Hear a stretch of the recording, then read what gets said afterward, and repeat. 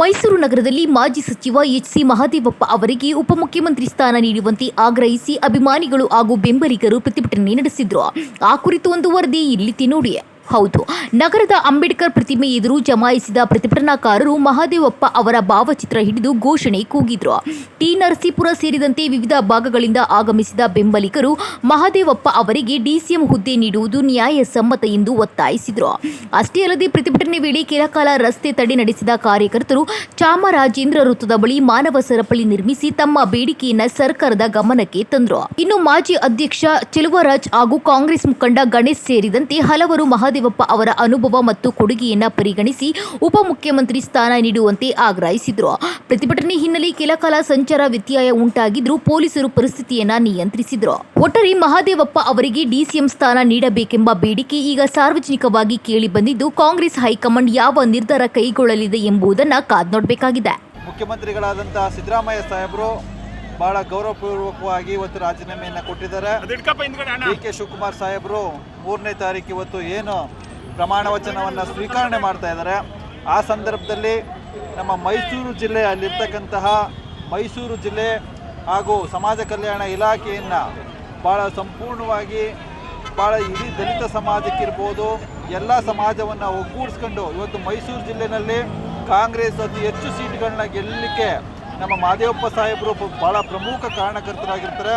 ಅವ್ರಿಗೂ ಕೂಡ ಈ ಪ್ರಮಾಣ ವಚನ ಸ್ವೀಕಾರ ಮಾಡುವಂಥ ಸಂದರ್ಭದಲ್ಲಿ ಅವ್ರಿಗೂ ಕೂಡ ಮಂತ್ರಿಯನ್ನು ಕೊಡಬೇಕು, ಒಂದು ಉತ್ತಮವಾದಂತಹ ಪ್ರಬಲವಾದಂತಹ ಮಂತ್ರಿಯನ್ನು ಅವ್ರಿಗೂ ಸುಧಾ ಮಹದೇವಪ್ಪನವ್ರಿಗೂ ಕೊಡಬೇಕು ಅಂತೇಳಿ ಇವತ್ತು ಇಡೀ ಮೈಸೂರು ಜಿಲ್ಲೆಯ ದಲಿತರ ಸಂಘಟನೆಗಳಿರ್ಬೋದು, ಎಲ್ಲ ಚಾಮರಾಜನಗರದ ದಲಿತ ಸಂಘಟನೆಗಳಿರ್ಬೋದು ಮತ್ತು ಎಲ್ಲ ಸಮಾಜದ ಬಂಧುಗಳು ಇವತ್ತು ಮಹದೇವಪ್ಪನವರ ಪರವಾಗಿ ಇವತ್ತು ಪ್ರತಿಭಟನೆಯನ್ನು ಮಾಡ್ತಾ ಇದ್ದೀವಿ.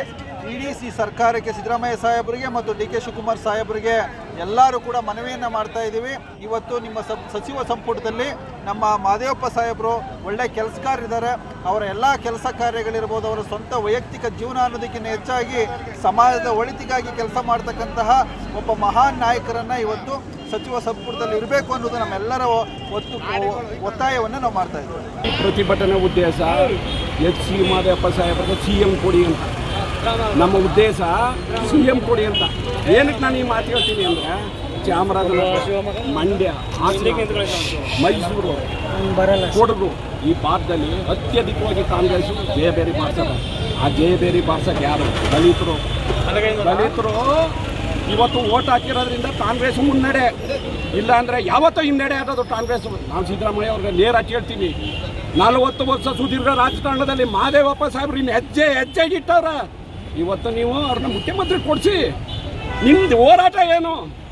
ಅಕ್ಕಿ ಕೊಡಿಸೋದು ಇನ್ನೊಂದಲ್ಲ. ಇದರಲ್ಲಿ ದಲಿತರಿಗೆ ಸ್ಥಾನಮಾನ ಕೊಡಿಸಿದ್ರೆ ಮಾತ್ರ ನಾವು ಮುಂದಿನ ದಿನಗಳಲ್ಲಿ ಕಾಂಗ್ರೆಸ್ ಪರ ಇರ್ತೀವಿ. ಇಲ್ಲ ಅಂತಂದ್ರೆ ಸಿದ್ದರಾಮಯ್ಯ ಅವ್ರ ಮಾತನ್ನು ಕೇಳಲ್ಲ, ಡಿ.ಕೆ. ಅವ್ರ ಮಾತನ್ನು ಕೇಳಲ್ಲ, ಯಾರ ಮಾತನ್ನು ಕೇಳಲ್ಲ. ಹೈಕಮಾಂಡ್ ನಮ್ಗೆ ಅವಶ್ಯಕತೆನೇ ಇಲ್ಲ.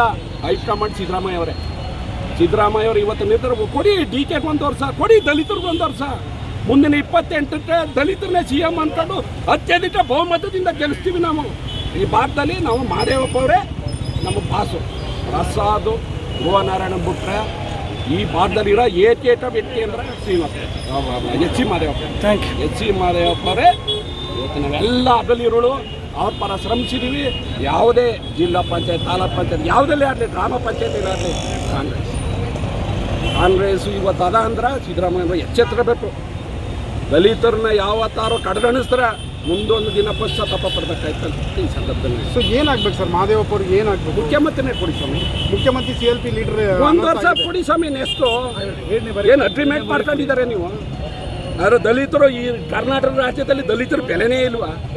ಬರೀ ಓಟಿಗೆ ಮಾತ್ರ ಓಟ್ ಕೊಡಿ. 40 ವರ್ಷ ಸುದೀರ್ಘವಾದ ರಾಜಕಾರಣ ಮಾಡಿರೋಂಥ ಮಹದೇವಪ್ಪ ಏನು ಕಪ್ಪು ಚುಕ್ಕೆ ಇದ್ದವು? ಒಳ ಮೀಸಲಾತಿ ವಿಚಾರದಲ್ಲಿ ಎಲ್ಲೂ ಕಪ್ಪು ಚುಕ್ಕಿ ಬರ್ತಿದ್ದಾರೆ, ವರ್ತಿಸಿದ್ದಾರೆ. ಎಷ್ಟೋ ನನ್ನ ಸಹೋದ್ಯೋಗಿಗಳು, ನನ್ನ ಸ್ನೇಹಿತರು, ನಾವು ಅಣ್ಣ ತಮ್ಮಂದಿರಾಗಿರೋರನ್ನ ಎತ್ತುಬಿಟ್ಟಿದ್ರು. ನಿಭಾಯಿಸಿದಂಥ ಏಕೈಕ ವ್ಯಕ್ತಿ ಸಿದ್ದರಾಮಯ್ಯ. ಒಳ್ಳೆಯ ಹೆಸರು ತರಲಿಲ್ವ ಸರ್? ಒಳ್ಳೆಯ ಹೆಸರು ಮಾಡಿಲ್ವ ಅವರು? ಇನ್ನು ಯಾಕೆ ಮಹದೇವಪ್ಪ ಅನರ್ಹರು ಅವರು? ಕೊಡಿ 1 ವರ್ಷ ಮುಖ್ಯಮಂತ್ರಿನ.